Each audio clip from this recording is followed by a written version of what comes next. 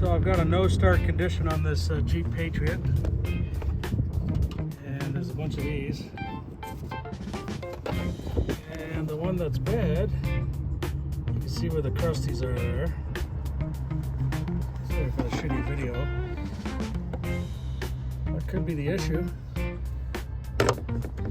Looks like a pin is broken off, and basically it won't start. It's like the starter won't engage.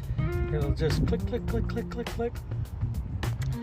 And thanks to the handy dandy YouTube/internet, I'm hoping that when I replace this thing, I don't have to put a new starter in it. Because that's what I'm hoping anyway. I'll let you guys know when I get the job done. Alrighty then.